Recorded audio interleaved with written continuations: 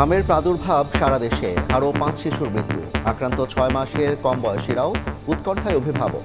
রোগীর চাপে হাসপাতালে হিমশিম অবস্থা। বমিটা বেশি ছিল, আর হাম একবার পুরো শরীরে পড়ে গেছে। পাতলা পায়খানা হয়েছিল, অনেক ঠান্ডা, আর হাম দেখা গেছে র্যাশ, আর প্রচন্ড পরিমাণ জ্বর ছিল। আসছি আমরা 4 দিন হয়ে গেছে, এর ভিতরে চিকিৎসা নিতে পারিনি। হামের টিকা দিতে পারিনি, কারণ যখন ওকে নিয়ে যাব তখন ওর জ্বর ছিল। আমাদের যত রোগী হোক, ওনারা প্রয়োজন বোধে ম্যান পাওয়ার যদি আরও বাড়াতে হয় বাড়িয়ে দিবেন, এবং আমরা সব রোগীরই চিকিৎসা করতে সক্ষম। 30 উপজেলায় টিকাদান শুরু কাল। প্রথমে পাবে 6 থেকে 59 মাসের শিশু। উপসর্গ থাকলে দেয়া হবে ভিটামিন এ। 18টা জেলার অধীনে 30টা উপজেলাকে আমরা হিট করতে চাচ্ছি। এখন ওইখানের মিজেলসের আক্রমণটা বেশি বিদায়। দেখছিলেন প্রধান শিরোনাম। দুপুরের সময় সঙ্গে আছি আমি জাফর সাদিক। এবার অন্যান্য শীর্ষ সংবাদ। 5:50 থেকে সিরিয়ালে লাগাইছি গাড়ি। ওরা বলতেছে তেল নাই, তেল আসবে, আসলে পাবেন। অনেক পাম্পেই তেল দিচ্ছে না, তো একটা পাম্পের উপরে প্রচুর প্রেশার পড়তেছে। ছুটির দিনেও পাম্পে গাড়ির সারি, চাহিদা মতো না পাওয়ার অভিযোগ। মিয়ানমারে তেল পাচারের সময় আটক 12। দ্বিগুণ সরবরাহেও সামলানো যাচ্ছে না পরিস্থিতি। জুলাই সনদ ইস্যুতে 11 দলীয় ঐক্যের বিক্ষোভ বিকেলে। সংস্কার নিয়ে দলের বিরুদ্ধে মিথ্যাচারের অভিযোগ বিএনপির। পতিত শক্তিকে সুযোগ না দেওয়ার পরামর্শ বিশ্লেষকের। বাংলাদেশ যুক্তরাষ্ট্র সম্পর্ক এখন আরও গুরুত্বপূর্ণ। স্বার্থের বিষয়ে চাপ নেই, মন্তব্য পল কাপুরের। সার্বভৌমত্ব সুরক্ষায় উন্নত প্রযুক্তি সহায়তার প্রস্তাব। এবং অনূর্ধ্ব 20 সাফে লাল সবুজের বিজয় কেতন উড়িয়ে আজ ফিরছেন যুবারা। দেশের জনগণকে ট্রফি উৎসর্গ ফুটবলারদের। ছাদ খোলা বাসে সংবর্ধনা দেবে বাফুফে।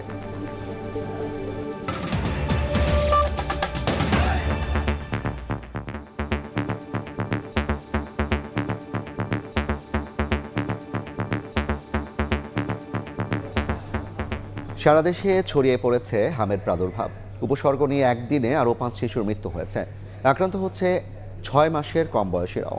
এ নিয়ে উৎকণ্ঠায় রয়েছেন অভিভাবকরা। এমন পরিস্থিতিতে ঝুঁকিপূর্ণ 30 জেলায় টিকাদান কর্মসূচি শুরু হচ্ছে কাল। সচিবালয়ে ব্রিফিংয়ে স্বাস্থ্যমন্ত্রী জানান, প্রথমে পাবে 6 থেকে 59 মাস বয়সী শিশু। উপসর্গ থাকলে খাওয়ানো হবে ভিটামিন এ ক্যাপসুল। সারা দেশে হামের প্রাদুর্ভাব ছড়িয়ে পড়ায় বাড়ছে উদ্বেগ। 15 মার্চ থেকে এখন পর্যন্ত উপসর্গ নিয়ে হাসপাতালে ভর্তি শিশুর সংখ্যা ছাড়িয়েছে 5000, আর মৃত্যু হয়েছে 94 শিশুর।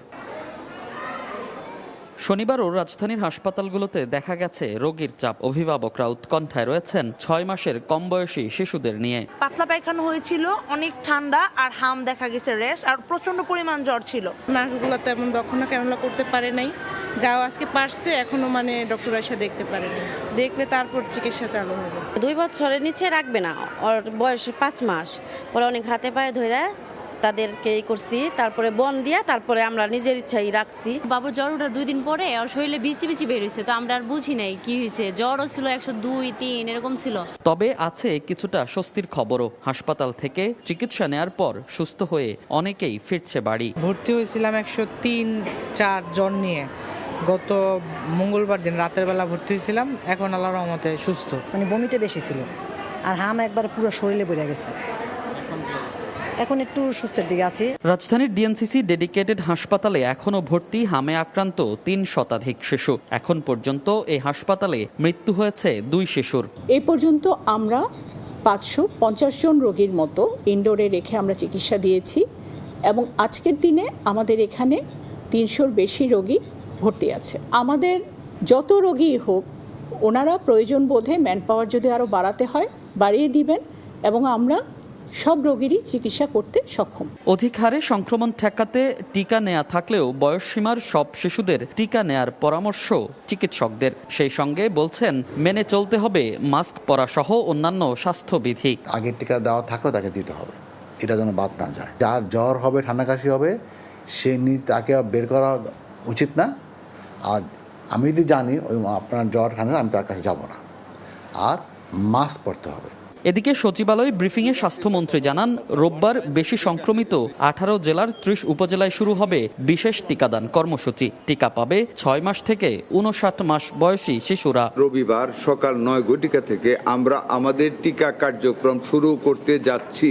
18টা জেলার অধীনে 30টা উপজেলাকে আমরা হিট করতে চাচ্ছি। এখন ওইখানের মিজেলসের আক্রমণটা বেশি বিদায়। হামে আক্রান্ত ও সন্দেহজনকদের ভিটামিন এ ক্যাপসুল খাওয়ানো হবে বলেও জানান স্বাস্থ্যমন্ত্রী। এ সময় হাম প্রতিরোধে আতঙ্কিত না হওয়ার অনুরোধ করেন তিনি।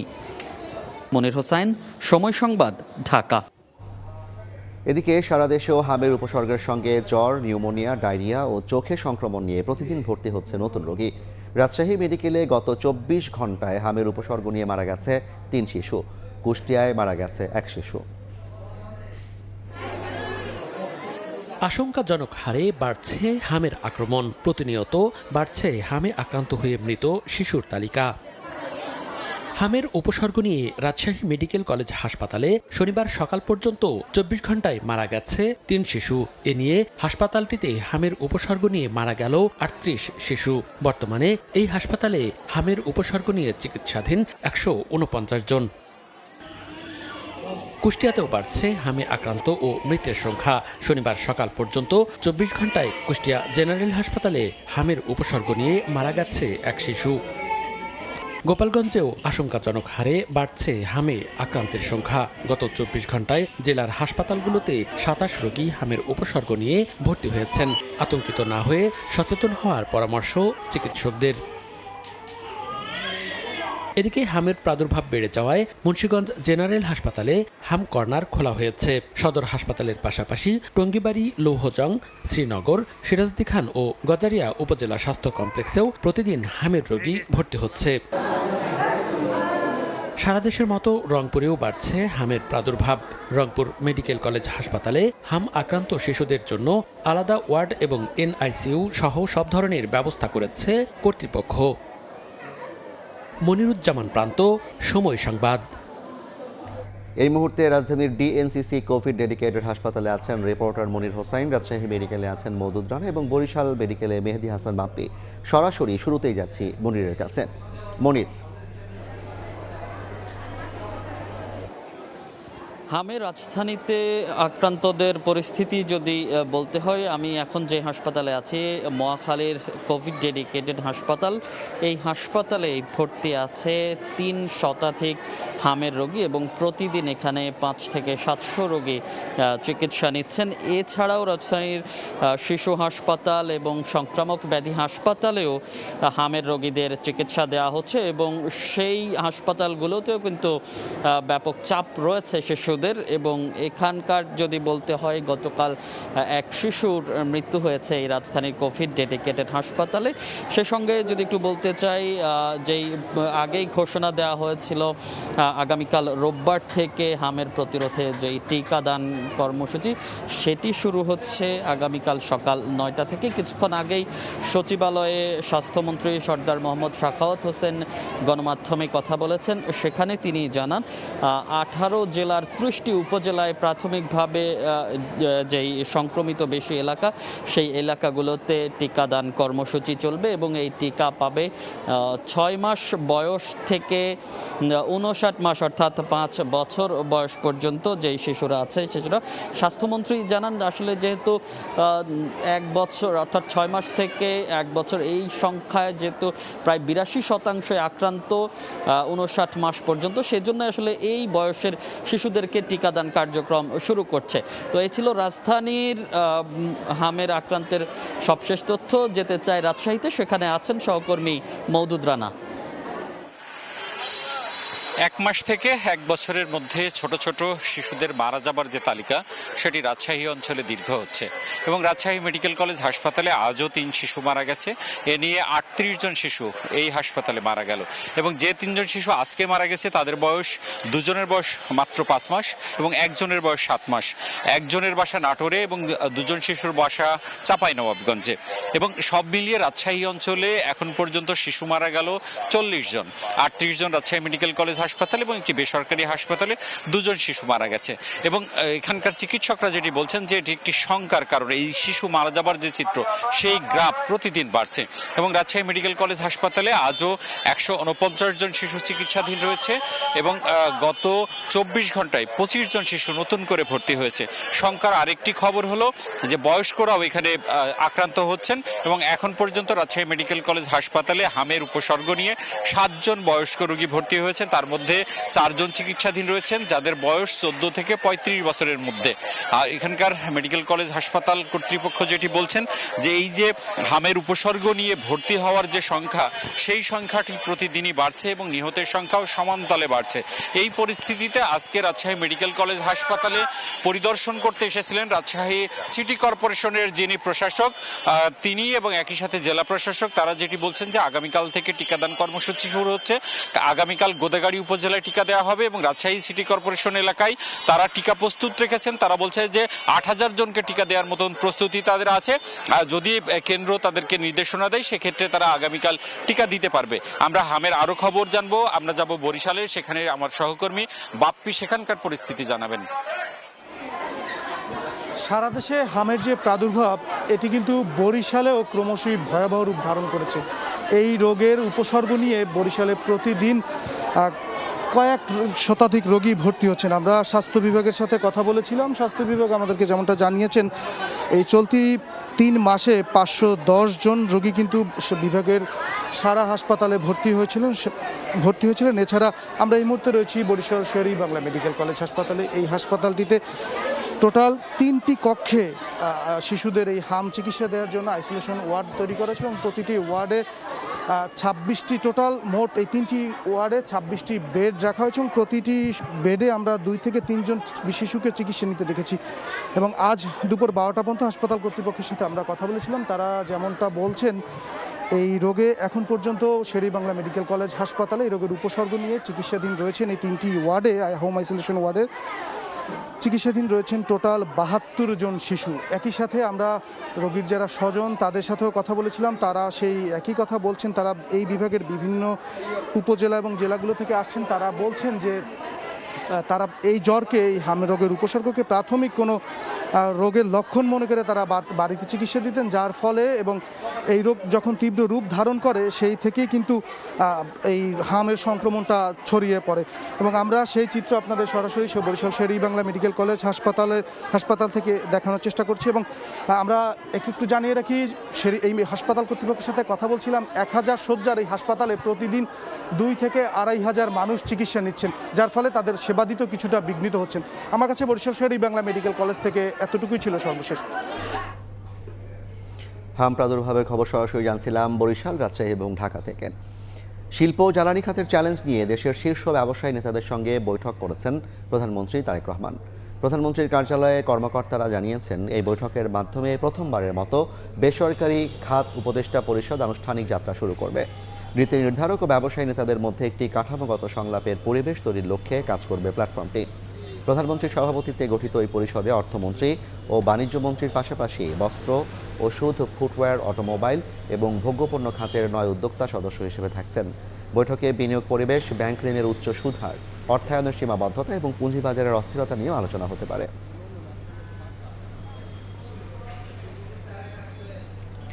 এই মুহূর্তে প্রধানমন্ত্রীর কার্যালয়ের সামনে আছেন সহকর্মী শুভ খান। সরাসরি যাচ্ছি তার কাছে। শুভ,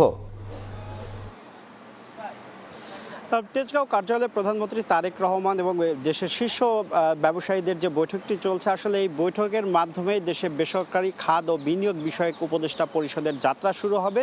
সেই যাত্রার প্রথম বৈঠক আজকে এই প্রধানমন্ত্রীর তেজগাঁও কার্যালয়ে অনুষ্ঠিত হলো, যেখানে অংশ নিয়েছেন প্রাণ আরএফএল গ্রুপের সিও আহসান খান চৌধুরী, এছাড়া বে গ্রুপের কর্ণধার অ্যাপেক্স গ্রুপের ব্যবস্থাপনা পরিচালক নাসিম মঞ্জুর সহ শীর্ষস্থানীয় 9 জন ব্যবসায়ী এখানে অংশ নিয়েছেন বলে আমরা জানতে পেরেছি। হয়েছে। এছাড়া সরকারের পক্ষ থেকে প্রধানমন্ত্রী ছাড়াও জ্বালানি মন্ত্রী ইকবাল হাসান মাহমুদ এবং অর্থমন্ত্রী অংশ নিয়েছেন। তো জানা গেছে যে আসলে দেশের শিল্প খাতের যে চ্যালেঞ্জগুলো রয়েছে সেই চ্যালেঞ্জগুলো মোকাবেলা করে আসলে বিনিয়োগ বান্ধব পরিবেশ কিভাবে নিশ্চিত হবে, যেহেতু গত 1 বছরে দেশে বিনিয়োগের পরিস্থিতি খুব একটা সুখকর নয় বিনিয়োগ পরিস্থিতি। সেই বিনিয়োগ পরিস্থিতির উন্নতি করা এবং শিল্প খাতকে আরও গতিশীল করার বিভিন্ন বিষয় নিয়ে আলোচনা হয়েছে বলে আমরা জানতে পেরেছি এবং সেখান থেকে আসলে করণীয় বিশেষ করে হচ্ছে জ্বালানি নিরাপত্তার বিষয়টি বারবার কিন্তু উঠে এসেছে এবং এই জ্বালানি সরবরাহ নিয়ে যখন দেশে একটি চ্যালেঞ্জ তৈরি হয়েছে সেই পরিস্থিতিতে আসলে এই বৈঠকটি কিন্তু খুবই তাৎপর্যপূর্ণ। আমরা যেটি জানতে পেরেছি যে জ্বালানি বিভাগের পক্ষ থেকে 17 লাখ মেট্রিক টন জ্বালানি তেল কেনা হতে পারে সেই প্রস্তাব সরকারের কাছে দেওয়া হয়েছে জ্বালানি বিভাগের পক্ষ থেকে। সেটি আসলে বৈঠক হবে বিকেলে এবং সেই সব বিষয়ে আসলে এই যে উপদেষ্টা পরিষদের যে বৈঠকটি হয়েছে সেখানে এই জ্বালানি সংকট নিরসনের বিষয়গুলো নিয়েও আলোচনা হয়েছে বলে আমরা জানতে পেরেছি। তবে বৈঠক শেষে ব্রিফ করার কথা রয়েছে, তখনই আসলে আনুষ্ঠানিক তথ্যগুলো আমরা জানাতে পারবো। এই ছিল আমার কাছে সবশেষ তথ্য। সরাসরি যুক্ত ছিলাম প্রধানমন্ত্রীর তেজগাঁও কার্যালয় থেকে। চালকদের ছুটির দিন কাটছে ফিলিং স্টেশনে, তেল পেতে হন্যে হয়ে ঘুরছেন পাম্প থেকে পাম্পে। কেউ কেউ তেল কিনতে আসতেও ধার করছেন অন্য বাইকের তেল, অথচ ঘন্টার পর ঘন্টা অপেক্ষার বিপরীতে মিলছে চাহিদার 1/3। পাম্প কর্তৃপক্ষ বলছে হঠাৎ বেড়ে যাওয়া চাহিদার বিষয়ে শক্ত অবস্থানে সরকার। কৃত্রিম সংকট ঠেকাতে ডিপো থেকে দেয়া হচ্ছে না অতিরিক্ত জ্বালানি। ফিলিং স্টেশনের সিরিয়ালে বাইক ঠেলে হেঁটে এগোচ্ছেন গ্রাহক, কারণ স্টার্ট করতেও ভাবতে হচ্ছে কতটা খরচ হবে জ্বালানি। তবে সেই সুযোগও নেই প্রাইভেট কারে। একটু নেই তো, আমি অনেক কষ্টে বাসা থেকে আসছি, তো বাসা থেকে এই পর্যন্ত আসতে পারবো নাকি এটা আমার সন্দেহ ছিল। 6.5 ঘন্টা ওয়েট করে আমি তেল নিতে পারিনি। এখনো যদি পুরো তেল না পাই তাইলে তো এটা মানে কষ্টের শেষ নাই। তো সব পাম্পগুলো যদি খোলা থাকতো আর পর্যাপ্ত তেল দিত তাহলে এত লাইনটা আমার মধ্যে পড়তো না। 4 থেকে 5 ঘন্টা অপেক্ষার পর মিলছে যানবাহনের জ্বালানি, কিন্তু চাপ সামাল দিতে পরিমাণ ঠিক করে দিচ্ছে কিছু পাম্প কর্তৃপক্ষ। বাইকে সর্বোচ্চ 5 আর প্রাইভেট কারে মিলছে 12 লিটার। এক্সপেকটেশন তো ছিল মনে হয় ট্যাঙ্কি ফুল করে দিবে, বাট শুনতে পেলাম হয়তো 5 লিটার করে দিচ্ছে। আমাদের অফিসে যাওয়া আসা করতে হয়, তেল তো ভরতে হবে। এখন যতক্ষণে দাঁড়াইতে হবে। মহাখালী রেল গেট থেকে এই পর্যন্ত আছি। ডেইলি আমার 1.5 লিটার মতো লাগে, তাহলে 600 কত আর 3-4 লিটার পাবো আমি, এটাতে হয় না আসলে। পাম্পের দীর্ঘ লাইন যেমন ম্লান করে দিচ্ছে অফিস ছুটির দিনে তেল নেয়ার পরিকল্পনা, তেমনি পরিবারকে অবসর সময় দেওয়ার সুযোগ কেড়ে নিয়েছে জ্বালানি তেলের সংকট। সরকারের পক্ষ থেকে মজুদ ও সরবরাহ নিয়ে দ্বিধা কাটানোর দাবি গ্রাহকদের। রিজার্ভের প্রবণতা যদি বন্ধ হয় তাহলে তেলের কোনো সংকট হবে না, যেহেতু সরকার বলতেছে হিউজ পরিমাণ তেল আছে। সকাল 5টা 20 এসে এখানে সিরিয়াল দিছি, এ পর্যন্ত এখনো জ্যামে পড়ে আছে সিরিয়ালে। পাম্প কর্তৃপক্ষ বলছে জ্বালানির হঠাৎ বেড়ে যাওয়া চাহিদা নিয়ে শক্ত অবস্থানে সরকার। কৃত্রিম সংকট ঠেকাতে অতিরিক্ত সরবরাহ করছে না ডিপো। এখন চাহিদা যে পরিমাণ সেই পরিমাণ তো ডিপো দিবে না। আগেই বললাম গভর্নমেন্ট তো আপনার চাহিদা হঠাৎ 1 মাসে কেন বেড়ে যাবে, এটা কৃত্রিম সংকটে বেড়ে যাবে। তাদের কাছে প্রিভিয়াস সময়ের খরচ আছে কত যাইতো, সেই অনুযায়ী তারা দিয়ে যাচ্ছে, এখন চাইলে তো তাকে দিবে না। এদিকে রাজধানীতে এক সেমিনারে দেশের জ্বালানি পরিস্থিতি নিয়ে চিফ হুইপ নুরুল ইসলাম মনি বলেন, দ্বিগুণ জ্বালানি সরবরাহ করেও পরিস্থিতি সামলানো যাচ্ছে না। বর্তমানে 2 লক্ষ মেট্রিক টন ফুয়েল আমাদের আছে, 2 লক্ষ মেট্রিক টনের কন্টেনার আর 2 লক্ষ মেট্রিক আর জাহাজে এসে পৌঁছে বাজারকে আর 2 লক্ষ মেট্রিক টন পথে আছে। আমাদের যে পরিমাণ ফুয়েল বাংলাদেশে নর্মাল টাইমে দরকার তার দ্বিগুণ ফুয়েল দিয়ে আমরা কিন্তু এখন সামাল দিতে পারছি। জ্বালানি বিভাগের সবশেষ তথ্য, দেশে বর্তমানে ডিজেল, অকটেন ও জেট ফুয়েলের মজুদ আছে প্রায় 1,92,000 টন। MS আরিফিন, সময় সংবাদ, ঢাকা। এই মুহূর্তে রাজধানীর আসাদ গেটে আছেন রিপোর্টার MS আরিফিন এবং সিলেটে জয়ন্ত কুমার দাস। শুরুতে যাচ্ছি আরিফিনের কাছে। আরিফিন,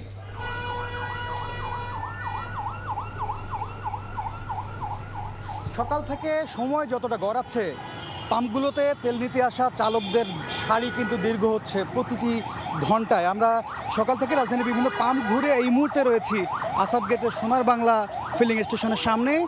এখানেও দীর্ঘ লাইন আমরা দেখতে পেয়েছি এবং এই পাম্পটি থেকে 3 দিকে আসলে প্রায় 2 থেকে 2.5 কিলোমিটার পর্যন্ত দীর্ঘ সারি ছড়িয়েছে। আমরা যেমনটি দেখতে পাচ্ছি যে প্রাইভেট কারের সারি কিন্তু আসাদ গেট মোড় থেকে এটি ধানমন্ডি 27 নম্বর পর্যন্ত এই লাইনটি গিয়েছে প্রাইভেট কারের। এর অপোজিটে মানে উল্টো দিকে শ্যামলী পর্যন্ত কিন্তু LPG নিতে আসা গ্রাহকদের লাইনটি দীর্ঘ সারি তৈরি হয়েছে সেদিকে। এবং পাশাপাশি বলতে চাই যে ডান দিকে অর্থাৎ টাউন হলের দিকেও কিন্তু মোটরসাইকেলের যে সারি সেটি কিন্তু প্রায় 2 কিলোমিটার ছাড়িয়ে টাউন হল পর্যন্ত পৌঁছে গেছে, আমরা এমনটি দেখছি।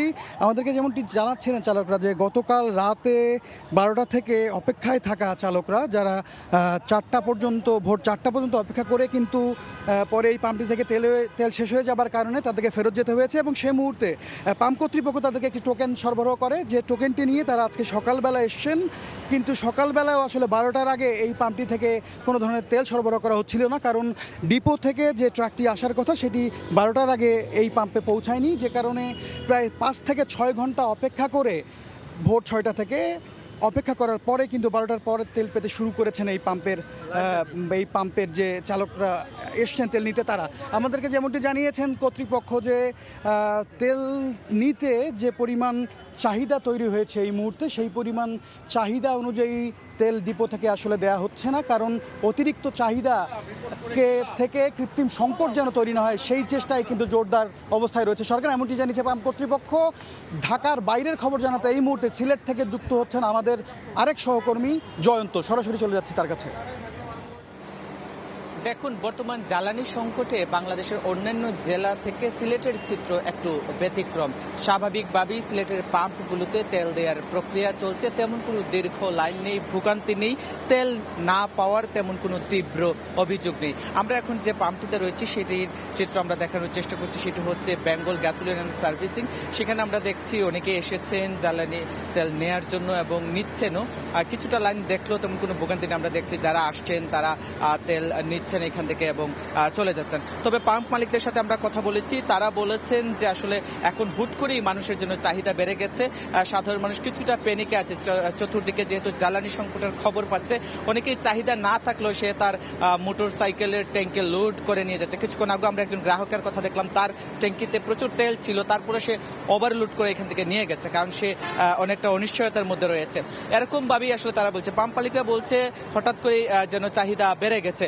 তবে ডিপো থেকে কিন্তু পাম্প মালিকরা আনুপাতিক হারে তেল পাচ্ছে এবং সেই আনুপাতিক হারেই কিন্তু যারা গ্রাহক আছে তাদেরকে দিচ্ছে। একেবারে যদি বলে রাখতে চাই, আসলে প্যানিকের কারণেই আসলে এই সমস্যাটি হচ্ছে, অনেকে আসলে চাহিদার বাইরে গিয়ে আসলে তেল নিচ্ছেন, অতিরিক্ত চাহিদা বেড়ে গেছে। এবং জানিয়ে রাখতে চাই, সিলেট যেহেতু ছোট্ট একটি নগরী, সেই সিলেট নগরীতে তেমন বেশি যে প্রাইভেট কার এরকম কিছু নেই অনেকটা বলা যায়, যার কারণে কিন্তু তেমন কোনো লাইন চোখে পড়েনি এবং সিলেটের রাইড শেয়ারিং এর সংখ্যাও কম, যার কারণে কিন্তু বাইকের যে দীর্ঘ লাইন অন্যান্য জেলায় আমরা যেটা দেখেছি, বাংলাদেশের অন্যান্য অঞ্চলে যেটা দেখেছি, সিলেটে তেমনটি নেই। স্বাভাবিকভাবেই আসলে পাম্পগুলোতে তেল দেওয়ার যে প্রক্রিয়া সেটি চলছে। তবে আমরা আরো বেশ কয়েকটি পাম্পে ঘুরেছি, সেখানে আমরা একই চিত্র লক্ষ্য করেছি, কোথাও তেমন যানজট বা কোথাও দীর্ঘ লাইন আমাদের চোখে পড়েনি। তবে মানুষজন, সাধারণ মানুষ কয়েকজনের সাথে কথা বলেছি, তারা বলছে চতুর্দিকে যেভাবে আসলে তেল সংকট চলছে, সেই তেল সংকটের কারণে আসলে অনেকেই অনিশ্চয়তায় ভুগছে এবং তারা বলছেন যে আসলে তারা মনে করছেন হঠাৎ করে যদি জ্বালানি সংকট তীব্র আকার ধারণ করে তাহলে তারা আর তেল পাবেন না, যার কারণে অনেকে চাহিদার বাইরে গিয়েও আসলে তেল লোড করে নিয়ে যাচ্ছে, অতিরিক্ত তেল নিয়ে যাচ্ছে। এ ছিল আমার কাছে স্বাভাবিকভাবেই সিলেটের সকল পাম্পে যে তেল দেওয়ার প্রক্রিয়া চলছে এটির সবশেষ। সিলেট এবং রাজধানী ঢাকার তেল সরবরাহের খবর জানছিলাম সরাসরি। মিয়ানমারে পাচারকালে বিপুল পরিমাণ ডিজেল সহ 12 পাচারকারীকে আটক করেছে কোস্টগার্ড, যাদের মধ্যে কয়েকজন রোহিঙ্গাও রয়েছেন। নজরদারি এড়াতে মাছ ধরার ট্রলারে করে অবৈধভাবে শুল্ক কর ফাঁকি দিয়ে জ্বালানি তেল পাচার করছিল চক্রটি। গভীর সাগরে মাছ ধরার কথা বলে ভাড়া নেওয়া হয়েছিল ফিশিং ট্রলারটি। দৈনিক 3000 টাকা করে দেওয়ার কথা ছিল জেলেদের, সঙ্গে ছিল বেশ কয়েকজন রোহিঙ্গারাও। শুক্রবার নগরীর ফিশারিঘাট থেকে বেশ কয়েকটি জ্বালানি তেলের ড্রাম ট্রলারে উঠিয়ে তা এক জায়গায় পৌঁছে দেওয়ার কথা জানানো হয় জেলেদের। ডিজেল এগুলা পার্টি কার সাথে ভাড়া দিচ্ছে আমি আর বলতে পারি না, আমাকে বলছে তুমি ওখানে যাও, আমাকে বলতেছে যে মাছ মারার জন্য ডাকতেছে, আমরা ফিশারিঘাট থেকে আসতেছি আর মাইমা থেকে তেল নিশাতে, এগুলো আমি জানি না। শনিবার সকালে গোপন সংবাদের ভিত্তিতে কোস্টগার্ড আউটপোস্ট বহির্নঙ্গর এলাকায় একটি বিশেষ অভিযান চালায়। এই সময় সন্দেহজনক একটি বোর্ডে তল্লাশি চালিয়ে অবৈধভাবে শুল্ক কর ফাঁকি দিয়ে মিয়ানমারে পাচারের সময় প্রায় 6,24,000 টাকার 6,000 লিটার ডিজেল, 6টি গ্যাস সিলিন্ডার, নগদ অর্থ, বোটসহ 12 জনকে আটক করা হয়। এর মধ্যে 8 জন রোহিঙ্গা রয়েছে। বোটটি ব্যবহার করে 2 শতাধিক মানুষকে মালয়েশিয়ায় পাচারের পরিকল্পনা ছিল বলে স্বীকার করে আটককৃতরা। পাচারকালে ব্যবহৃত বোটসহ 4 জন বাঙালি ও 8 জন রোহিঙ্গা পাচারকারীকে আটক করা হয়। জব্দকৃত ডিজেল, গ্যাস সিলিন্ডার, পাচার কাজে ব্যবহৃত বোট ও আটককৃত পাচারকারীদের পরবর্তী আইনানুগ ব্যবস্থা গ্রহণের কার্যক্রম প্রক্রিয়াধীন রয়েছে। এর আগে ২ এপ্রিল চট্টগ্রাম বন্দর নৌবাহিনী ও কোস্টগার্ডের যৌথ অভিযানে সদরঘাট এলাকায় একটি ট্যাংকার জাহাজ থেকে অবৈধভাবে মজুত করা ৩৭,০০০ লিটার জব্দ করা হয়।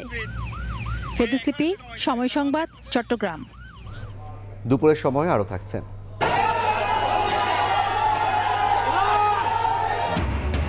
ফুটবল খেলার মাইকিং করাকে কেন্দ্র করে ফের ফরিদপুরের ভাঙায় ৪ গ্রামবাসীর সংঘর্ষ, পুলিশ সহ শতাধিক আহত, দোকানপাট ভাঙচুর ও লুটপাট।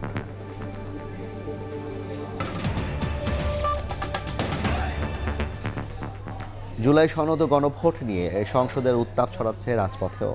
সংবিধান সংস্কার পরিষদ ইস্যুতে ওয়াকআউটের পর বিক্ষোভের ডাক বিরোধী দলের, যদিও সরকার বলছে জুলাই সনদ বাস্তবায়নে বদ্ধপরিকর তারা।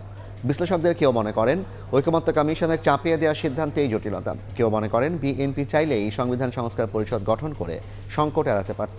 টেকসই সংস্কারে আলোচনা অব্যাহত রাখার তাগিদ তাদের। হাসান ওয়ালির প্রতিবেদন। বহু বছর পর মানুষের আগ্রহের কেন্দ্রবিন্দুতে সংসদ অধিবেশন। তবে দিন যত পেরোচ্ছে জটিলতা বাড়ছে সংসদে।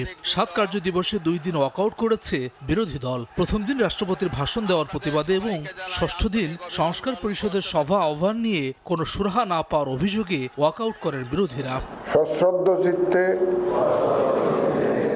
সংকটের শুরু শপথ নেওয়ার দিন থেকেই। বিরোধী দলীয় সংসদ সদস্যরা জুলাই জাতীয় সনদ বাস্তবায়ন আদেশ মেনে সংস্কার পরিষদের সদস্য হিসেবেও শপথ নেন। তবে সরকার দলীয় সংসদ সদস্যরা সে পথে যাননি। সংসদের স্বরাষ্ট্রমন্ত্রী জানিয়েছেন এই আইনই অবৈধ, এমন আদেশ রাষ্ট্রপতির এখতিয়ার বহির্ভূত।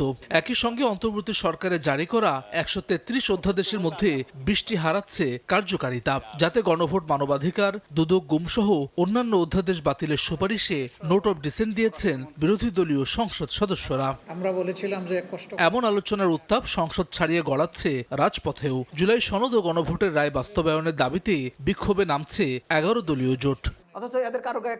এই সংকটে ঐকমত্য কমিশনের উপর দায় দিচ্ছেন রাষ্ট্রবিজ্ঞানের এই শিক্ষক। ঐকমত্য কমিশন আমাকে জাতীয় ঐক্য অর্জন করতে গিয়ে ঐকমত্য কমিশন জাতিকে বিভক্ত করেছে। তারা জুলাইটাকে জ্যানতেনভাবে মানুষের উপরে আরোপ করার চেষ্টা করেছে। সবার সাথে আলাপ করে শেষ করতেন, যেই আলাপে শেষ হইতে সেই আলাপে স্টপ দিতেন এবং সেটাই গণভোটে দিতেন। তাহলে আমরা আজকে এই কেওয়াজে পড়তাম না। সংস্কার কাজটা প্রসেসের অনুযায়ী যাওয়া যেন এটা টেকসই হয়। তবে রাজনৈতিক বিশ্লেষক সাব্বির আহমেদ মনে করেন বিএনপি চাইলে এই সংকট এড়াতে পারত। এ অবস্থা চলতে থাকলে সুযোগ পেতে পারে পতিত ফ্যাসিস্ট শক্তি। তারা পুরো প্রক্রিয়াটাকে আনুষ্ঠানিকভাবে চালু করেও তারা তাদের মতো করে সিদ্ধান্তগুলো বাস্তবায়ন করতে পারত, নিতে পারত, যেহেতু তারা অনেকগুলো বিষয়ে নোট অফ ডিসেন্ট দিয়েছে। এটা বিএনপির বিপক্ষে যাবে চূড়ান্তভাবে যদি এটা বড় হয়। অবাক হওয়ার কিছু থাকবে না যদি এক সময় জামাত এবং আওয়ামী লীগ মিলে আন্দোলন করে। তবে সংসদে তর্ক বিতর্ক ইতিবাচক হিসেবে দেখছেন দুই বিশ্লেষকই। টেকসই সংস্কারে আলোচনা অব্যাহত রাখার পরামর্শ তাদের। হাসান ওয়ালি, সময় সংবাদ, ঢাকা।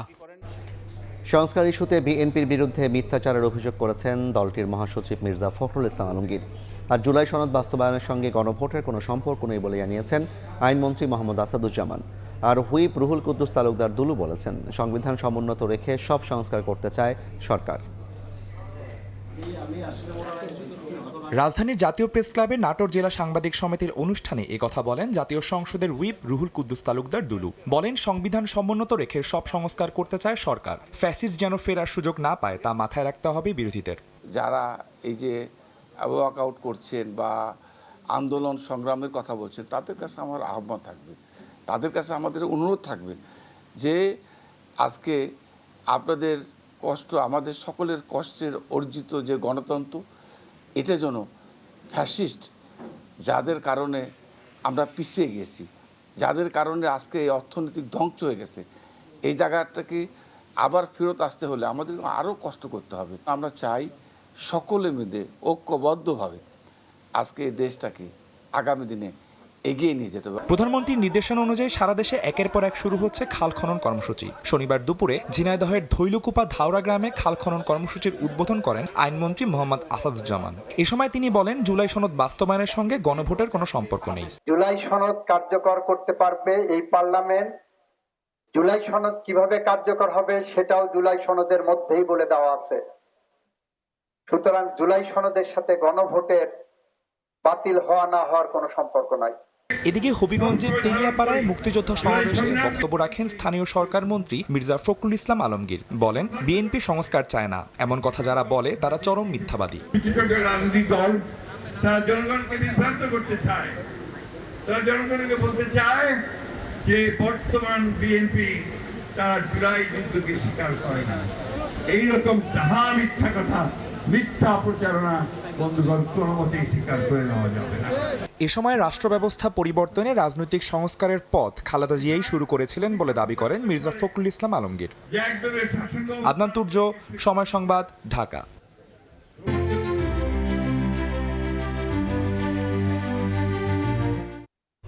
কেরানীগঞ্জের কদমতলীতে আল বারাকা হাসপাতালের পাশে গ্যাস লাইজার কারখানায় আগুন লেগেছে।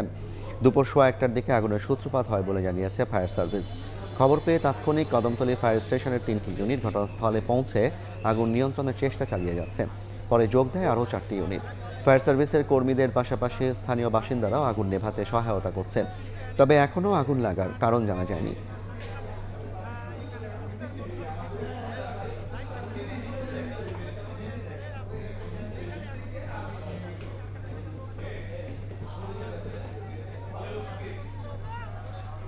ফুটবল খেলার মাইকিং করাকে কেন্দ্র করে রণক্ষেত্র ফরিদপুর দ্বিতীয় দিনের মতো কয়েক দফা সংঘর্ষে জড়ায় 4 গ্রামের লোকজন। এতে পুলিশ সহ উভয় পক্ষের শতাধিক আহত হয়েছেন। সেনাবাহিনী, র্যাব ও পুলিশের হস্তক্ষেপে পরিস্থিতি নিয়ন্ত্রণে আসে। করাকে কেন্দ্র করে শনিবার সকালে ফরিদপুরের ভাঙ্গার মনসুরাবাদ বাস স্ট্যান্ডে দ্বিতীয় দিনের মতো সংঘর্ষে জড়ায় 4 গ্রামের লোকজন। স্থানীয়রা জানান, 2 দিন আগে মনসুরাবাদ গ্রামের রাহাত নামের এক কিশোর ফুটবল খেলার মাইকিংয়ের সময় খাপুরা গ্রামের জাহিদ ও আজিমের মধ্যে মারামারি হয়। এরই জেরে সংঘর্ষের শুরু। মনসুরাবাদের বাসিন্দারা দেশীয় অস্ত্র নিয়ে অবস্থান নেন ঢাকা খুলনা মহাসড়কে, আর খাপুরা, সিঙ্গারডাক ও মাঝিকান্দার গ্রামের লোকজন অবস্থান নেয় হামিরদি ইউনিয়ন পরিষদের সামনে। দুই পক্ষের মধ্যে দফায় দফায় সংঘর্ষে রণক্ষেত্রে পরিণত হয় পুরো এলাকা। আতঙ্ক ছড়িয়ে পড়ে স্থানীয়দের মাঝে। এ সময় একাধিক দোকান ভাঙচুর ও লুটপাট করা হয়। সংঘর্ষে পুলিশ সহ আহত হয়েছেন শতাধিক। এদের মধ্যে গুরুতর কয়েকজনকে উপজেলা স্বাস্থ্য কমপ্লেক্সে ভর্তি করা হয়েছে। মাইকিং করিস না, এদিক দিয়ে সাউন্ডে মাইকিং করিস না, এই জন্য ওরা শোনে নাই। এই জন্য ওরা কয়েকজনের ধরে একটু মানে ই করছে, বার্গেনিং করছে। 20-30 জন পোলাপান নিয়ে মারছে। ওই মারার থেকে আজকে সকালবেলায় এটা আহত হয়েছে কিছু, কিন্তু আমাদের বিল্ডিং এর ক্ষয়ক্ষতি হয়েছে অনেক। খবর পেয়ে পুলিশ, সেনাবাহিনী, র্যাব সদস্যরা ঘটনাস্থলে পৌঁছে পরিস্থিতি নিয়ন্ত্রণে আনে। আমরা দুই পক্ষকে নিবৃত্ত করতে সক্ষম হয়েছি। এই ঘটনাকে নিয়ন্ত্রণ করতে গিয়ে আমাদের 3 জন অফিসার সামান্য আহত হয়েছে। আমরা তাদেরকে মেডিকেলে প্রেরণ করেছি। এখন পরিস্থিতি স্বাভাবিক আছে। পরবর্তী আইনগত ব্যবস্থা গ্রহণ করা হবে। এর আগে একই ঘটনার জেরে শুক্রবার সন্ধ্যায় 4 গ্রামের বাসিন্দাদের মধ্যে সংঘর্ষ হয়। এতে অর্ধশত আহত হন। সময় সংবাদ, ফরিদপুর। পাটুরিয়া দৌলতদিয়া নদীবন্দর আধুনিকায়নে 1351 কোটি 70 লাখ টাকা ব্যয় নেওয়া হয় বিশাল প্রকল্প। পন্টুমে নিরাপত্তা ব্যারিকেড, ডাবল বলার্ড এবং করিডোর নির্মাণের সুনির্দিষ্ট পরিকল্পনা ও টেন্ডারও হয়, কিন্তু বাস্তবে তার কোনো কিছুই হয়নি। যদিও খরচ করা হয় 80 কোটি টাকা। 2025 সালে বাতিল হয় প্রকল্পটি। এ ঘাটে বাস নদীতে পড়ে 26 জনের প্রাণহানির পর ফের আলোচনায় এসেছে পুরনো প্রকল্পটির অনিয়ম প্রসঙ্গ। সহকর্মী SM মামুনের ছবিতে রাইদুল ইসলাম শুভর প্রতিবেদন। পাটুরিয়া দৌলতদিয়া ফেরিঘাট, যেখানে প্রতিদিন পারাপার হয় হাজার হাজার যাত্রী আর যানবাহন, কিন্তু দক্ষিণ পশ্চিমাঞ্চলের এই প্রবেশদ্বারে যাত্রী নিরাপত্তার চিত্রটি ভয়াবহ। গত 25শে মার্চ দৌলতদিয়া ঘাটে ঘটে যাওয়া বাস দুর্ঘটনা আবারও মনে করিয়ে দিয়েছে এখানকার অব্যবস্থাপনার কথা। ধুলোমাখা অ্যাপ্রোচ রোড আর জরাজীর্ণ পন্টুন যেন এক একটি নীরব ঘাতক। কাগজে কলমে হাজার কোটি টাকার পাটুরিয়া দৌলতদিয়া নদীবন্দর আধুনিকায়নের জন্য নেওয়া হয়েছিল বিশাল প্রকল্প, যার ব্যয় ধরা হয়েছিল 1351 কোটি 70 লাখ টাকা। প্রকল্পের আওতায় পন্টুনের নিরাপত্তা ব্যারিকেড, ডাবল বার্ড এবং করিডোর নির্মাণের সুনির্দিষ্ট পরিকল্পনা, নানা জটিলতার কারণ দেখিয়ে 80 কোটি টাকা খরচের পর 2025 সালে বাতিল করা হয় প্রকল্পটি। 2024 সালে 27 ফেব্রুয়ারি দৌলদিয়া 3 নম্বর ফেরিঘাটে নিরাপত্তা ব্যারিকেড ও সুরক্ষা সরঞ্জাম স্থাপনের জন্য একটি টেন্ডার দেয়া হয়। 50 লাখ টাকা বাজেটের এই কাগজে পন্টুনের সেফটি বর্ডার ও র্যাম্প পোস্ট বসানোর কথা ছিল। শুধু তাই নয়, BIWT এর বর্তমানে ঝুলে আছে 1158 কোটি টাকার প্রায় 262টি অডিট আপত্তি। আইনের শাসন কি কেবলই নথিবন্দি? বাংলাদেশ ইনল্যান্ড শিপিং অর্ডিন্যান্স 1976 অনুযায়ী যাত্রী ও যানবাহনের নিরাপত্তা নিশ্চিত করা কর্তৃপক্ষের জন্য বাধ্যতামূলক। BIWT এর প্রকৌশল বিভাগের দায়িত্ব ছিল ঘাট ও পন্টুনের অবকাঠামো রক্ষণাবেক্ষণ, আর BIWTCর কাজ ছিল নিরাপদ পারাপার নিশ্চিত করা। কিন্তু দৌলদিয়ার নির্বাহী প্রকৌশলীর দাবি, অ্যাপ্রোচ রোড ছাড়া সবকিছুই যেন তাদের আওতার বাইরে। টিসি দায়িত্ব, কারণ পন্টুনের মালিক টিসি। পন্টুনের পর থেকে যে মাটির যে রাস্তা আছে সেখান থেকে শুরু করে রাস্তার উপর পর্যন্ত আমি জাস্ট ওই যে গর্তগুলো সৃষ্টি হয়েছে, ওই গর্তগুলো যে আগে যেটা ছিল ওইগুলো আমি গেছে বলছি তোমার এই গর্তগুলো ঠিক করতে হবে, যারা ঢিলেঢিলি করছে এইগুলো ঠিক করতে হবে। এই তাছাড়া কোনো উন্নয়নমূলক কোনো কাজ না, আমি নতুন করে ঘাট তৈরি করিনি, ওই করিনি। আইন অনুযায়ী পন্টুন আর অ্যাপ্রোচ রোডের তদারকির দায়িত্ব BIWT এর। যাত্রী নামিয়ে ফেরিতে গাড়ি ওঠানোর নিয়ম থাকলেও বাস্তবতা হলো যাত্রী আর গাড়ির হুড়োহুড়িতে পন্টুন যেন নরককুণ্ড। নিরাপত্তার নামে যে ব্যারিকেড থাকার কথা ছিল তা আজ রহস্যজনকভাবে নিখোঁজ। আছে মন্ত্রীর করা নির্দেশনাও, তবুও নেই শুধু জীবনের নিরাপত্তা। প্রতিটি দুর্ঘটনার পর তদন্ত কমিটি হয়, কিন্তু দায়ীদের শাস্তি আর ব্যবস্থাপনার পরিবর্তন থেকে যায় ধরাছোঁয়ার বাইরে। পদ্মা আজও বইছে আপন গতিতে, শুধু বয়ে বেড়াতে পারছে না এই 26টি প্রাণের ভার। স্বজন হারানোদের অশ্রু আজ প্রশ্ন তুলেছে, কবে শেষ হবে এই দায়িত্বহীনতার সংস্কৃতি? যাত্রী নিরাপত্তা নিশ্চিতে এবং যানবাহনের নিরাপত্তা নিশ্চিতে টেন্ডার তো ছিল, বাস্তবায়ন ছিল, এমনকি আইনগত বাধ্যবাধকতাও ছিল, কিন্তু বাস্তবে দৌলদিয়া এবং পাটুরিয়া ফেরিঘাটগুলোর আজ যে পরিস্থিতি, অর্থাৎ নিরাপত্তা রেলিং বা করিডর কোনো কিছুই দৃশ্যমান নেই। BIWTA এবং BIWTCর পক্ষ থেকে যে সকল প্রকল্পগুলো হাতে নেওয়া হয়েছিল সেগুলো যদি বাস্তবায়িত হতো, তাহলে সেই 25শে মার্চের যেই দুর্ঘটনায় 26 জনের মৃত্যু হয়েছে তা হয়তো রোধ করা সম্ভব হতো। রাইদুল ইসলাম শুভ, সময় সংবাদ, পাটুরিয়া, মানিকগঞ্জ। দুপুরের সময় আরও থাকছে।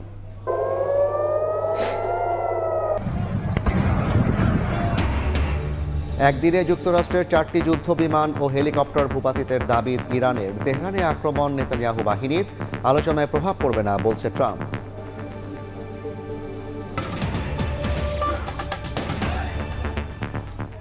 বাংলাদেশ যুক্তরাষ্ট্র সম্পর্ক আগের চেয়ে এখন আরও বেশি গুরুত্বপূর্ণ বলে মন্তব্য করেছেন দক্ষিণ ও মধ্য এশিয়া বিষয়ক সহকারী মার্কিন পররাষ্ট্রমন্ত্রী পল কাপুর। স্থানীয় সময় বৃহস্পতিবার ওয়াশিংটন ডিসির বাংলাদেশ দূতাবাসে স্বাধীনতা ও জাতীয় দিবস উদযাপন উপলক্ষে অনুষ্ঠানে তিনি আরও বলেন, ওয়াশিংটনের স্বার্থ সংশ্লিষ্ট কোনো বিষয়ে ঢাকার ওপর চাপ নেই। পল কাপুর জানান, সার্বভৌমত্ব সুরক্ষায় বাংলাদেশকে উন্নত প্রযুক্তি সহায়তা দেওয়ার প্রস্তাব দেওয়া হয়েছে। যুক্তরাষ্ট্র থেকে হাসানুজ্জামান সাকির রিপোর্ট।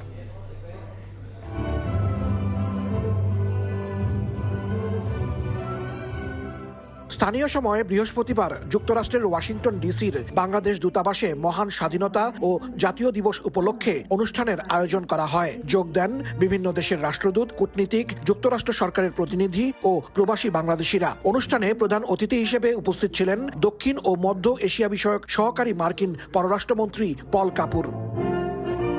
অনুষ্ঠানে প্রধান অতিথি বলেন, যুক্তরাষ্ট্র ও বাংলাদেশ সম্পর্ক এখন আগের যে কোনো সময়ের চেয়ে বেশি গুরুত্বপূর্ণ।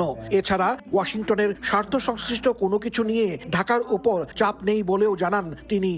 Bangladesh and the United States have just such a mutually beneficial relationship, and those benefits are growing.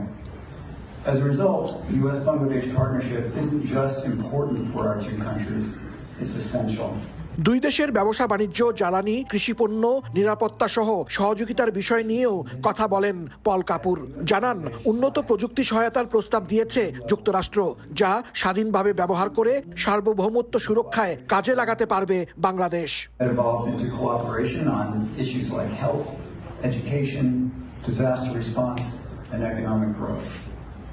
Today, we engage each other across a wide variety of domains: security, trade and investment, governance, regional diplomacy, the list goes on. এ সময় Trump প্রশাসন ও যুক্তরাষ্ট্রের জনগণের পক্ষ থেকে বাংলাদেশের গণতান্ত্রিক সরকার ও জনগণকে অভিনন্দন জানান পল কাপুর। হাসানুজ্জামান সাকি, সময় সংবাদ, যুক্তরাষ্ট্র।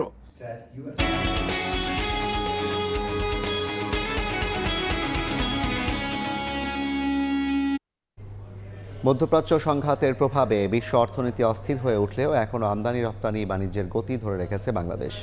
বিশেষ করে 2025-26 অর্থ বছরের 9 মাসে 3000-এর বেশি জাহাজে আসা 26 লাখ কন্টেইনারের পাশাপাশি 10 কোটি মেট্রিক টন কার্গো পণ্য হ্যান্ডলিং করেছে চট্টগ্রাম বন্দর।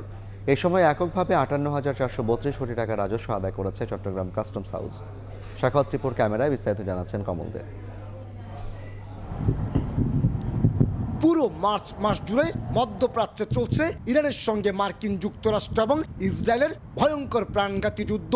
এর মধ্যে বন্ধ হয়ে গেছে গুরুত্বপূর্ণ আন্তর্জাতিক নৌরুট, হরমুজ প্রণালী সহ আশপাশের অঞ্চল দিয়ে পণ্যবাহী জাহাজ চলাচল। পণ্য এবং জ্বালানিবাহী কয়েক হাজার জাহাজ আটকা পড়ায় এ মুহূর্তে বিশ্ব অর্থনীতি অনেকটা উত্তাল। তবে বৈশ্বিক এই সংকটের মাঝেও 10 কোটি 42 লাখ মেট্রিক টন কার্গো পণ্য হ্যান্ডেলিং করে 7.39%, 25,74,000 কন্টেনারে 4.75% এবং 3,230টি জাহাজ হ্যান্ডেলিংয়ের মাধ্যমে 5.62% প্রবৃদ্ধির দাবি বন্দরের। চট্টগ্রাম বন্দরে যে ভেসেল টার্নারাউন্ড টাইম সেটা কমাতে পেরেছি এবং এই মুহূর্তে চট্টগ্রাম বন্দরে আমরা জিরো ওয়েটিং টাইম মেনটেন করতে পারছি। যুদ্ধের কারণে মার্চ মাসে আমদানির পরিমাণ কিছুটা কমলো। উচ্চ শুল্ক হারের জ্বালানি তেল, ক্যাপিটাল মেশিনারিজ এবং খাদ্যপণ্য আমদানি থেকে রাজস্ব আয়ের ধারা ধরে রাখতে পেরেছে চট্টগ্রাম কাস্টম হাউস। মার্চ মাসেই বছরের যে বাকি যে সময়টা আছে আমরা আশা করি জুনে আমাদের অনেক বেশি রাজস্ব আসবে। এক্ষেত্রে হয়তো আমরা লক্ষ্যমাত্রা অর্জন করতে সক্ষম হব। যুদ্ধ আক্রান্ত এই মাসে আমদানি কন্টেনার হ্যান্ডেলিংয়ের পরিমাণ বাড়লো, কমেছে রপ্তানি কন্টেনার উঠানামা। জ্বালানি তেলের একটা সংকটের মধ্যে দেশ পড়ে গেছে। এই জ্বালানি তেলের সংকটটাও কিন্তু সার্বিক ব্যবসা বাণিজ্যের পরিবেশের উপর একটা নেতিবাচক প্রভাব ফেলছে। তবে যুদ্ধ ঝুঁকি বিবেচনায় জাহাজের পাশাপাশি কন্টেনার পরিবহন ভাড়া বাড়িয়ে দিয়েছে বিদেশি মেইনল্যান্ড শিপিং প্রতিষ্ঠানগুলো। এই বন্দরের কন্টেনার এবং কার্গো উঠানামার পাশাপাশি জাহাজ আসার উপর নির্ভর করে দেশের সামগ্রিক অর্থনীতির চিত্র। কমল দে, সময় সংবাদ, চট্টগ্রাম। একদিনে 2টি মার্কিন যুদ্ধবিমান ভূপাতিত করার দাবি করেছে ইরান। 2 ক্রুকে উদ্ধারের কথা জানিয়েছে ট্রাম্প প্রশাসন। আরেকজনের সন্ধানে রুদ্ধশ্বাস অভিযানে নেমেছে তেহরান, ওয়াশিংটন। নিখোঁজ ওই ক্রুকে জীবিত ধরিয়ে দিলে পুরস্কার ঘোষণা করেছে ইরান। যুদ্ধবিমান ভূপাতিতের ঘটনা ইরানের সঙ্গে আলোচনায় প্রভাব ফেলবে না বলে জানিয়েছেন মার্কিন প্রেসিডেন্ট। এদিকে ইসরায়েলে হামলা অব্যাহত রেখেছে ইরান। তেহরান ও বৈরুতে একযোগে আক্রমণ চালিয়েছে নেতানিয়াহু বাহিনী। শুক্রবার স্থানীয় সময় রাত থেকেই ইসরায়েলের মধ্যাঞ্চল সহ বিভিন্ন স্থানে হামলা অব্যাহত রেখেছে ইরান। ইসরায়েলি সংবাদ মাধ্যম জানায় ইরানের ক্ষেপণাস্ত্রের আঘাতে রোশাইন এলাকার একটি অ্যাপার্টমেন্টে আগুন ধরে যায়। এছাড়া ভবন এবং বেশ কিছু রাস্তা ক্ষতিগ্রস্ত হয়েছে। গিভাতাইম, বীরসেবা ও শিল্পাঞ্চল নেগেভকেও লক্ষ্যবস্তু বানানো হয়।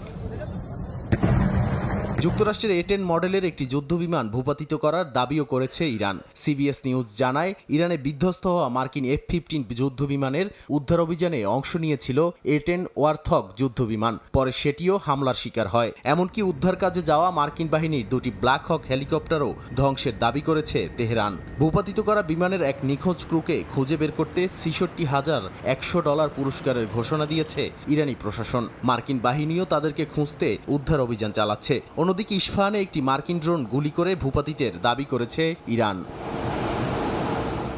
ইরানের হামলার জবাবে তেহরান, কারাজে এবং খুজেস্তান প্রদেশে হামলা চালায় নেতানিয়াহু বাহিনী। মানবাধিকার সংস্থার দাবি, ইরান লক্ষ্য করে একদিনে 200-র বেশি হামলা চালিয়েছে ওয়াশিংটন ও তেল আবিব। এছাড়া লেবাননেও হামলা চালিয়েছে ইসরায়েলি সেনারা। এদিকে যুদ্ধবিমান ভূপাতিতের প্রভাব ইরানের সঙ্গে প্রস্তাবিত আলোচনায় পড়বে না বলে জানিয়েছেন মার্কিন প্রেসিডেন্ট ডোনাল্ড ট্রাম্প। এর আগে সংবাদ সম্মেলনে ট্রাম্প বলেন, যুক্তরাষ্ট্র চাইলেই যে কোনো সময় হরমুজ যদি 2-3 সপ্তাহের মধ্যে আলোচনায় রাজি না হয় তাহলে আরো ভয়াবহ হামলার হুঁশিয়ারিও দেন তিনি। অন্যদিকে তেহরানকে প্রস্তর যুগে ফিরিয়ে নেওয়া হবে ট্রাম্পের এই মন্তব্যের কড়া সমালোচনা করেছেন ইরানি প্রেসিডেন্ট মাসুদ পেজেশকিয়ান। বলেন, এমন বক্তব্য যুদ্ধাপরাধ করার ইচ্ছা প্রকাশ ছাড়া আর কিছুই না। নাদিম মারজান, সময় সংবাদ। সুদানে আবারও হাসপাতালে ড্রোন হামলায় অন্তত 10 জন নিহত হয়েছেন, তাদের মধ্যে 7 জনই চিকিৎসাকর্মী। আন্তর্জাতিক চিকিৎসা সংস্থা জানিয়েছে সুদানের হোয়াইট নাইল অঙ্গরাজ্যের আল জাবালাইন হাসপাতালে ড্রোন হামলা চালানো হয়। এতে অপারেশন থিয়েটার ও মাতৃত্ব বিভাগ ক্ষতিগ্রস্ত হয়। সংস্থাটি বলছে এই হামলা ঘটেছে শিশুদের টিকাদান কর্মসূচির সময়, যা অত্যন্ত ভয়াবহ। এর পেছনে আধা সামরিক বাহিনী RSFকে দায়ী করেছে সুদান সেনাবাহিনী। 2023 সালের এপ্রিল থেকে শুরু হওয়া সুদানের গৃহযুদ্ধে হাসপাতাল ও স্বাস্থ্য ব্যবস্থা ধারাবাহিকভাবে আক্রমণের মুখে পড়ছে। বিশ্ব স্বাস্থ্য সংস্থা বলছে এ পর্যন্ত 200টির বেশি স্বাস্থ্য কেন্দ্রে হামলা হয়েছে। সন্ধ্যায় মালদ্বীপ থেকে দেশে ফিরছে অনূর্ধ্ব 20 সাফ জয়ী বাংলাদেশ দল। বিমানবন্দরে ফুটবলারদের দেওয়া হবে সংবর্ধনা। দলকে বরণ করে নিতে হযরত শাহজালাল আন্তর্জাতিক বিমানবন্দর থেকে ছাদখোলা বাসে শোভাযাত্রার ব্যবস্থা করেছে বাংলাদেশ ফুটবল ফেডারেশন। বিমানবন্দর থেকে শুরু হয়ে হাতিরঝিলের এমপি থিয়েটারে শেষ হবে এই শোভাযাত্রা। মালদ্বীপে ইতিহাস গড়েছে বাংলাদেশ অনূর্ধ্ব 20 ফুটবল দল। ভারতকে হারিয়ে জিতেছে সাফের ব্যাক টু ব্যাক শিরোপা। বয়সভিত্তিক পর্যায়ে বরাবরই বাংলাদেশের ফলাফল ঈর্ষণীয়। সাফের নারী পুরুষ দুই বিভাগেই আছে সাফল্য। তবে গেল কিছুদিন নারী দল আন্তর্জাতিক পর্যায়ে সাফল্য পেলেও কিছুটা পিছিয়ে ছিল ছেলেরা। এই শিরোপা স্বস্তির সঙ্গে নতুন সম্ভাবনার দুয়ার খুলে দিল। এবারে সাফ ঘিরে দীর্ঘ পরিকল্পনা করে বাফুফে। যশোরে চলেছে লম্বা ক্যাম্প। ইংল্যান্ড থেকে আনা হয় নতুন কোচ। যুক্তরাষ্ট্র প্রবাসী দুই ভাই রোনান ও ডেকলান সুলিভানের অন্তর্ভুক্তি ভিন্ন মাত্রা যোগ করে দলে। অপরাজিত চ্যাম্পিয়ন হওয়ায় এরই মধ্যে শিরোপাজয়ী দলের জন্য আর্থিক পুরস্কারের ঘোষণা দিয়েছেন যুব ও ক্রীড়া প্রতিমন্ত্রী। আমরা খেলোয়াড়দেরকে বরণ করার জন্য অপেক্ষায় রয়েছি। ইনশাল্লাহ আমরা এয়ারপোর্টে গিয়ে আমাদের এই বীর সন্তানদেরকে আমরা ইনশাল্লাহ বর্ণাঢ্যভাবে তাদেরকে রিসিভ করব। নারী সাফ জয় করে দেশে ফেরা দল এর আগে দুবার পেয়েছে ছাদখোলা বাসে সংবর্ধনা। এবার যুব দলের জন্য একই ব্যবস্থা করেছে বাফুফে। সাফ অনূর্ধ্ব 20 চ্যাম্পিয়নশিপ জয়ী দলকে বরণ করে নিতে হযরত শাহজালাল আন্তর্জাতিক বিমানবন্দর থেকে ছাদখোলা বাসে শোভাযাত্রার ব্যবস্থা করা হয়েছে। এই শোভাযাত্রা বিমানবন্দর থেকে শুরু হয়ে হাতিরঝিলের অ্যাম্ফি থিয়েটারে শেষ হবে। সেখানেই চ্যাম্পিয়ন দলকে আনুষ্ঠানিক সংবর্ধনা দেওয়া হবে। সাজিদ মুস্তাহিদ, সময় সংবাদ। এ পর্যায়ের শীর্ষ সংবাদগুলো জানিয়ে দিচ্ছে আরেকবার। হামের প্রাদুর্ভাব সারা দেশে, আরও 5 শিশুর মৃত্যু। 30 উপজেলায় টিকাদান শুরু কাল। প্রথমে পাবে 6 থেকে 59 মাস বয়সীরা। উপসর্গ থাকলে দেওয়া হবে ভিটামিন এ। শিল্প ও জ্বালানি খাতের চ্যালেঞ্জ মোকাবিলায় প্রধানমন্ত্রীর সঙ্গে শীর্ষ ব্যবসায়ী নেতাদের বৈঠক। প্রথমবার যাত্রা শুরু হচ্ছে বেসরকারি খাত উপদেষ্টা পরিষদের।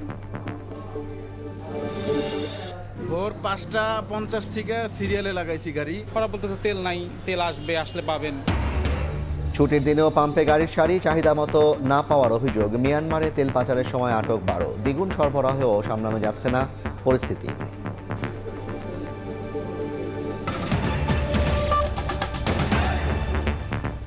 এই ছিল দুপুরের সময়। এরপর বিকেল 3টার সময় সংবাদ নিয়ে সঙ্গে থাকবেন আমিরুল ইসলাম আলিফ। ধন্যবাদ জাফর।